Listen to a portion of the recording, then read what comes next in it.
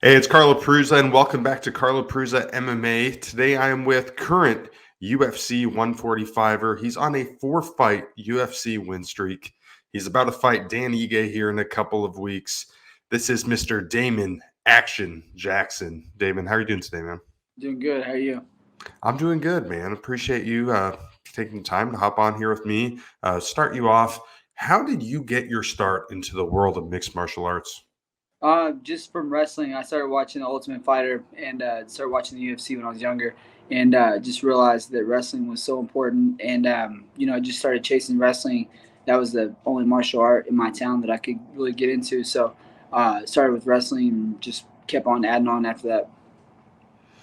Now, what were the reactions like when you first told people you were going to go out there, you're going to compete, you're going to start fighting? What were people thinking? Well, at the time, the sport wasn't as big, so it was kind of like a shocker where people, they're like, okay, whatever, like no one really local that I knew really, no one really fought at a serious level, and and then when I went to school in Missouri, it was still like super super young, so it was like it was starting to grow and people were watching it, but like people didn't really know how to get into it, and so like I had all my amateur fights during college, and then I would fight like twice a summer and then, as soon as I was done with college, I went pro. And it was just, at the beginning stages of, people treating it more like a sport. So I got into it, at a good time. Early on in your career, do you have any horror stories, maybe fighting in smaller promotions where the conditions may or not have been safe, Yeah. mystery opponents, no weigh ins? Do you have anything? Oh yeah, I had plenty of remote weigh-ins that were so bogus, and I was always on point. I never really cheated at all, and never missed weight. But I had a lot of opponents that were fighting like 190, and I was fighting like 170 flat because I used to fight at welterweight when I was an amateur, and I fought in rodeo arenas where we had to walk out on this like pathway because they had dirt everywhere, so we had to keep the mats clean. But the cage was disgusting. I fought, ice or not ice skating, like a rollerblading rink. So I fought there before. I've just done it all and fought for free a lot, and just worked my way up. As it's been a fun ride for sure. Pretty crazy. When you first got into this, could you ever envision the sport being as culturally accepted as it is today and just how big it is?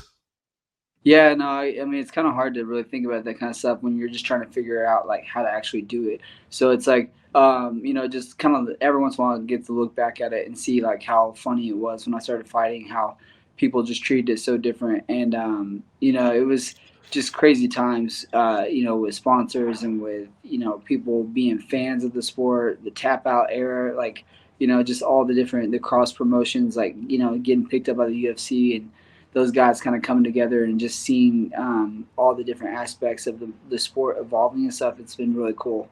It's definitely a cool time for me to get into it. Like nowadays, and these kids are so good starting off.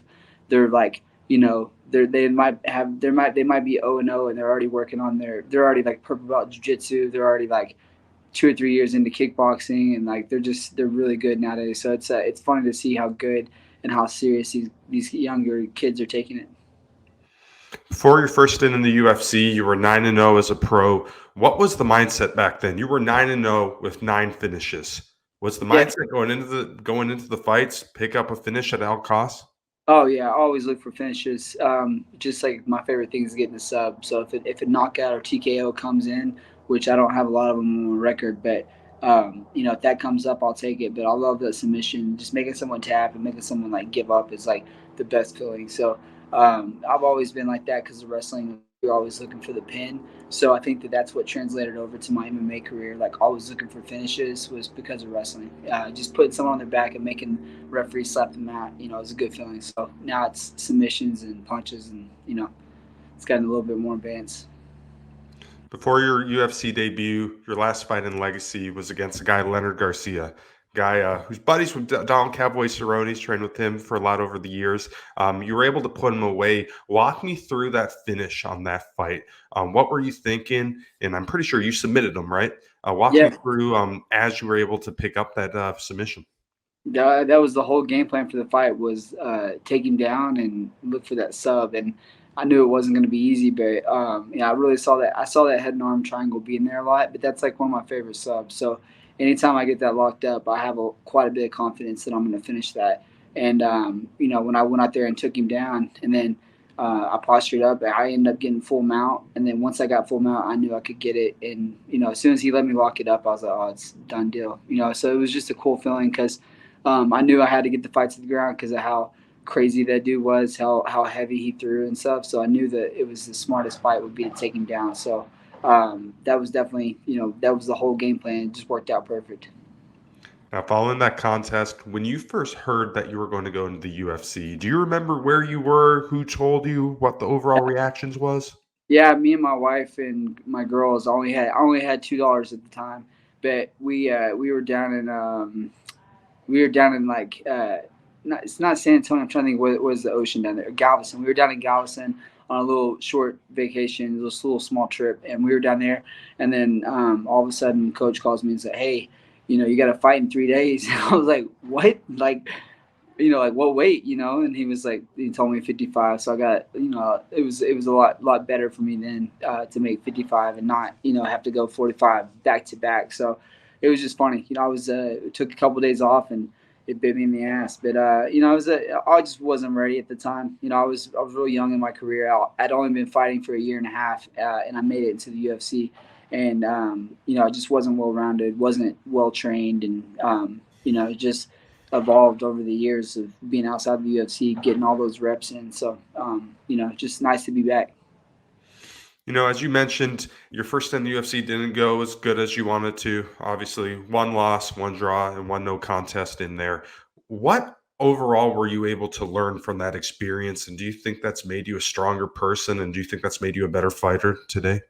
100%. Yeah, no, I mean anything you do, like it doesn't matter if you're running marathons or if you're studying for tests or whatever. Anytime you fail in something, you can learn from it, and just not being prepared. That was the most sickening feeling was being out there and not having the answers to what the test was, and I think that goes a long ways, and you can take that however you want, but it's just like being prepared.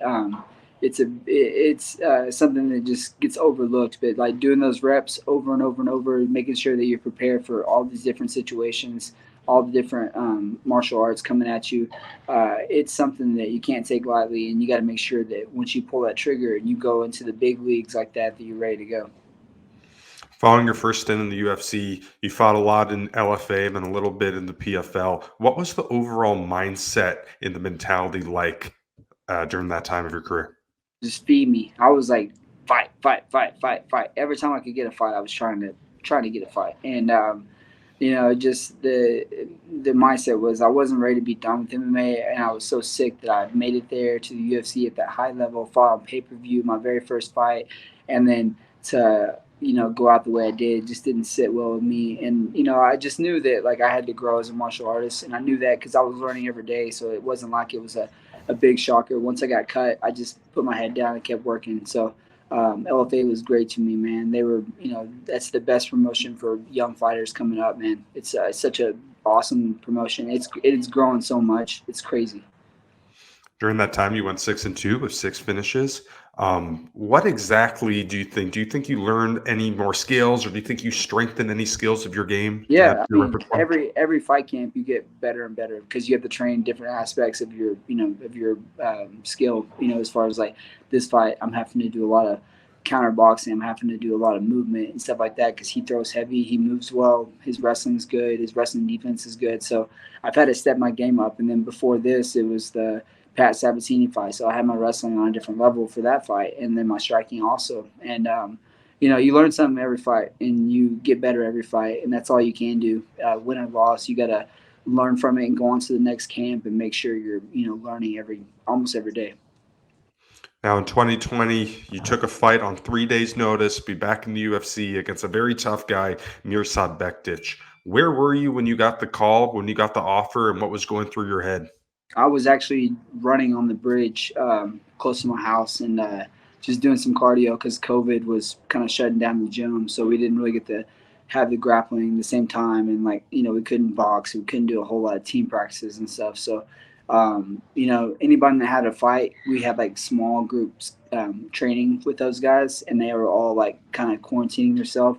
So whenever I got the call, I was kind of doing my own thing for about 2 or 3 weeks, where I was just staying in really good condition and trying to push it as much as I could, with my conditioning. That was it. But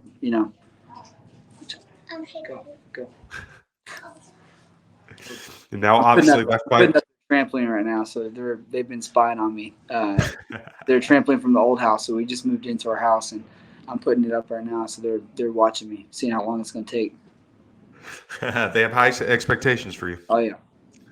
And now going to that fight against Bektic, obviously you pulled off the win, third round guillotine choke. It was a pretty big upset. What was going through your head when you were able to submit him?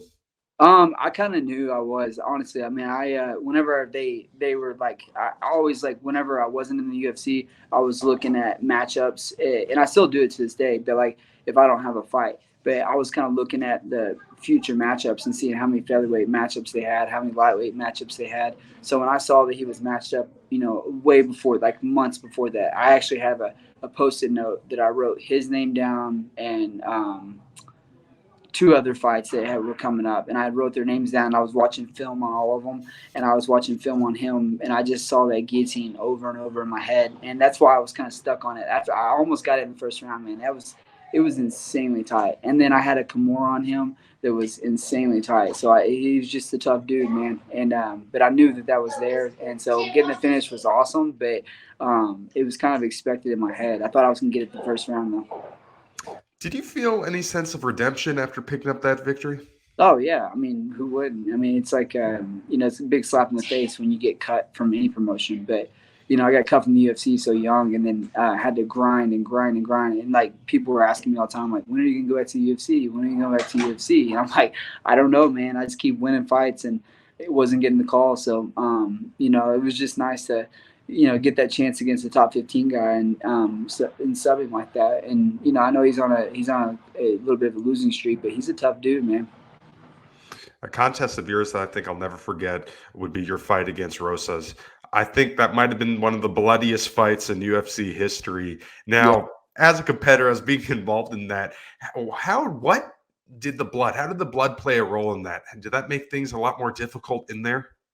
Honestly, not so much, man. We get cut in practice quite a bit. Someone gets cut, whatever it is, like, blood's whatever. But it was more like I was kind of scared they were going to stop it because of the way that it was bleeding. Because I'd never had a cut bleed out as fast as that one did, and I knew that it was like it had hit, some artery or something, and I knew that if I didn't get that finish or if I didn't hold position, then I was going to be in trouble. And I definitely didn't want it to be back on my feet because that was like right above my eye. It was in a really bad spot.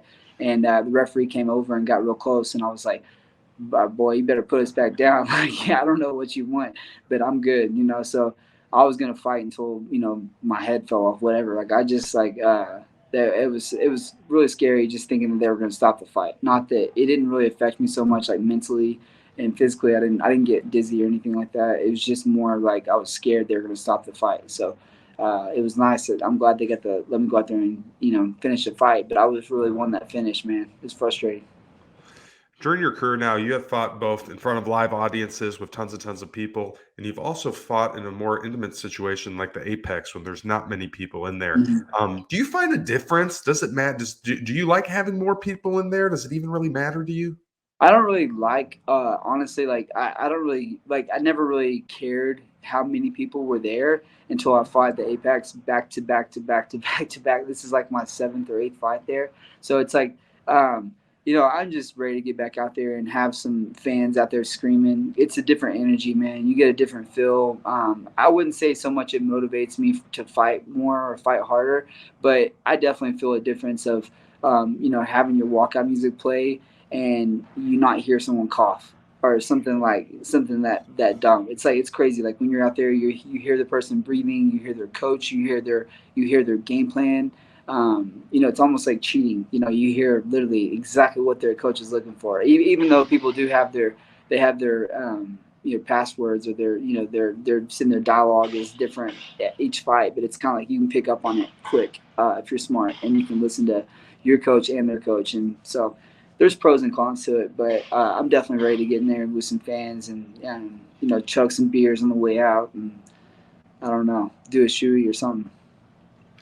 Your last fight was obviously a little bit of a difficult one. You unfortunately lost your brother the Tuesday of fight week. Did you consider for a second possibly pulling out of that fight? No, I mean, I got too much going on. It was, just very like, I didn't really think about my family. I didn't think about, the people that it would affect me taking that fight on that circumstance and stuff. It was more just me, like, I don't know what else to do besides take the fight. Like, I don't know. There's nothing I can do at home. There's nothing I can say to my parents to, like, help them get through this. There's nothing I can do, for anyone except for I can do this for myself. And then whenever I, thought about it, I was like, man, I got to go out there get this win. I've got to go out there and get this finish. I don't want to take any damage. It was just there was a lot going into that for sure, but it was definitely rough. But I knew that I had to go out there and compete and just do what was normal, and that was what I had planned that week. And life moves on, man. It's definitely rough, but it was definitely something that had to happen. Now, going into that fight, when you were in the back, when you were walking out for the actual fight itself, what were your feelings like? I mean, did you feel extra motivated? Did you have a mindset that, there's no way I'm losing this fight? I try to carry that into every fight. I just with that one it was just so crazy to think like the whole. It still to this day it doesn't feel real, but like at the time it just really didn't feel like it really happened.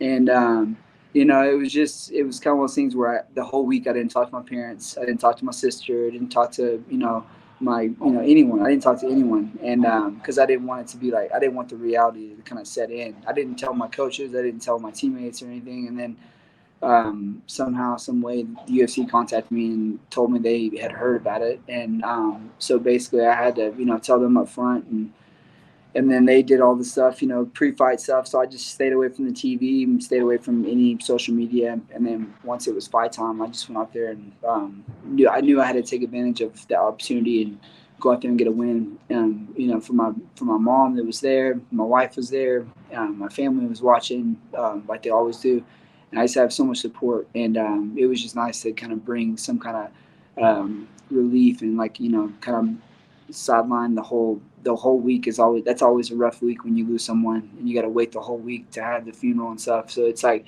I knew there was nothing I could do. So I just felt like fighting was my answer to help everyone out and help myself. You mentioned earlier in the interview that a lot of times you go in there and you look for a submission. You're a wonderful submission specialist, but this one was very striking heavy. I mean, you stunned him, you dropped him, and you finished him off with the strikes. Was the beginning of your camp for this, was the entire game plan to try to strike, or did that maybe change a little bit once your brother passed? No, it wasn't. No, I'm not that kind of guy. I don't need to take out my anger in the cage like that and like punch someone and make myself feel better. It was more just the movement. The way that I've been training my movement was he was real wrestle heavy. He's real aggressive with taking people down, defending shots, and doing good with that. And I knew that he was going to feel uncomfortable if I hit him with some strikes first. So the game plan, I'm gonna take everyone down if I can, and I'm gonna try to get to everyone's back if I can. But I knew that moving around with him was going to be the answer, and I knew that the jab and that front kick were going to land on him because of the way that he does this thing where he like level changes and his elbows. He would level change and his elbows would go out every single time because he's always prepared to shoot or defend a takedown, and that's just him being a good wrestler. So I knew that was there, and it just never would have expected it to land the way it did that early. It was yeah, part of the game plan, but it wasn't the full game plan, and there was definitely no aggression there as far as like doing this for my brother kind of thing. It was just me taking care of business. What were the emotions like following that fight? Obviously, picking up the big finish. What was going through your head? Oh, it was nice because then it was just like it like hit me like it was crazy how fast. Like I looked up, saw my mom and my wife hugging and screaming and stuff, and it just hit me like instantly. And it was just it was crazy. It was a flood of emotions for sure because I had been holding them in all week, and it just kind of hit me hard when I looked up and saw her. Just like it's crazy to think about. Losing a kid, but she's still out there watching me. So it just hit me pretty hard. Now, do you feel like going forward for the rest of your career that your brother's going to give you some added inspiration and motivation for the rest of your fights? Yeah, man, you see all these guys dropping out young, man. It's like, Stephen Bonner just passed, and We have people in sports that you like see on a daily basis passing, and like me at my age right now, it's like I'm starting to see a lot of my friends' parents, or like even some of my friends that have just passed away just unexpectedly. So it's like I think that when you lose someone that I was just talking to him, like I was just talking to him like 2 days before that, and then before we found out everything, and uh, we were just talking about, me and him were talking about, I was like, man, if I win this fight, it should give me a top 15 matchup, and and we've been talking about this forever. Like every fight was just working my way up, and he was one of the first people that I would tell that if I had a fight or not, and so it was just. It was a lot going on, but it was, definitely added motivation for sure, and it still is to this day. Just taking full advantage of everything. You mentioned earlier in the interview that you're a big fan of the first season of The Ultimate Fighter. And for me, that's really how I really fell in love with the sport of mixed martial arts. Obviously, Stephen Bonner passing away very recently was very sad. And to me, it felt like that it was just an extra sting to it, just Mm. because, that fight with him and Forrest is, that happened. It was like, whoa. And, this whole sport blew up over it. Do you feel the same? Did you feel a little extra sting in that loss? Yeah, I mean, definitely, it's like one of those iconic figures for UFC. So it's like seeing anyone like that kind of pass at that young of an age is kind of like um, scary, man. But definitely you got to take full advantage of everything you get. Opportunities, life, whatever it is. It just it sucks when you have to find it out that way, and it definitely hurt. For sure, because I literally have said that for multiple fights. I'm like, hey, you be Stephen Bonner, I'll be Forrest Griffin. Like let's have that. I want that kind of fight. I want that. You don't know who's going to win until the last minute, and just a very entertaining fight, entertaining guys for sure. And Forrest he's at the PI like constantly, and it's so cool to like run into him and like see him and stuff, and have like small talk with him, because he's just like a normal dude. But he was definitely a huge role in me going to the UFC. You have a very big fight here coming up in a couple of weeks against Dan Ige. Are you excited about this one? Yeah, it's definitely something I was wanting for a long time. Just opportunities, and I'm getting them. So now it's time to go out there and show everybody that I'm ready, and that I deserve this. So couldn't be more excited for it for sure.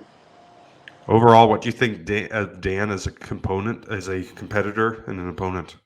I mean, you look at his resume, man. You can't fake that resume for sure. I know he's had a couple of losses, recently, but you look at the guys he's fought. Like he just lost to Josh Emmett, who's fighting for the title.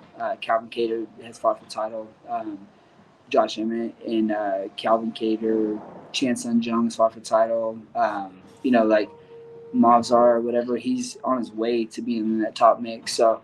Um, this is not something I'm taking lightly for sure. It's definitely exciting, and he's a tough dude for sure.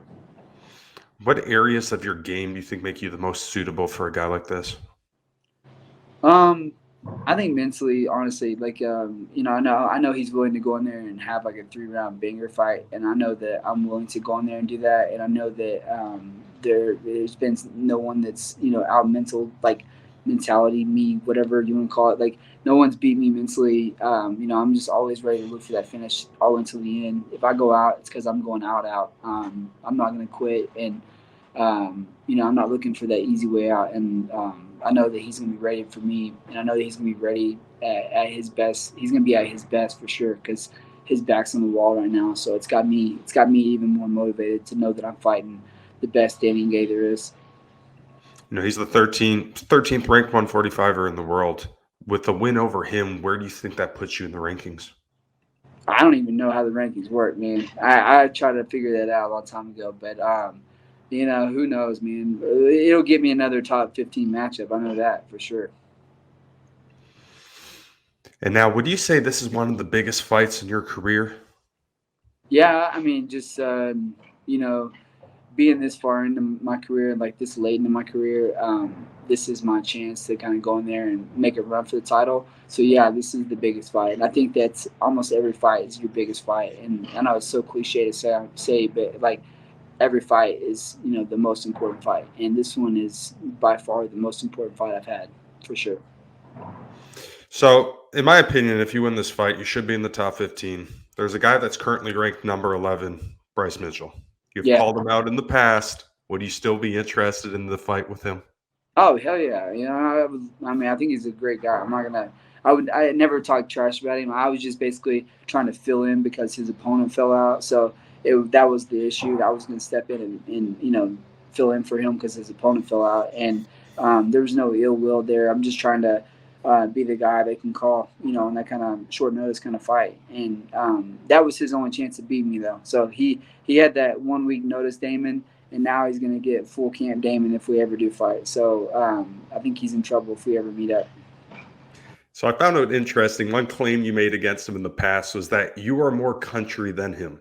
So 100%. this made me think: when you dictate and decide if you're more country than someone, what kind of criteria are you following? Are you following how you can I, skin a buck, I catch, fishing? yeah, 100%. I catch. I guarantee I kill bigger deer than him. I catch more fish than him. I know how to bait my own hook. He probably has his girlfriend bait his hook, and just I bet he's never even been on a buck and bull. So it's like there's plenty of criteria there, and I would love to get into that if we ever do meet up. And I'm sure that it'll happen in the future as long as I keep winning. We're gonna meet up, and I'll show everybody that I'm more country than him for sure. Sounds like you're basically re-singing the Justin Moore Beta Hook song here. Yeah, 100%. It's true. It's life. Yeah. All right, last question for you, Damon. In a perfect world, January 14th, what happens against Dan Ige? Hey, I'm coming out there heavy. I know I'm fighting the best inning game that anyone's ever seen. So I know that I'm going to be looking for that finish, and I'm going to be right in his face. And it's going to be a banger no matter what, because that's what he does too. So grab your popcorn, sit down early. It's going to be a good fight for sure. Well, Damon, thank you so much for talking to me today. Nothing but the best for you. Good luck. And I appreciate it. Thank you.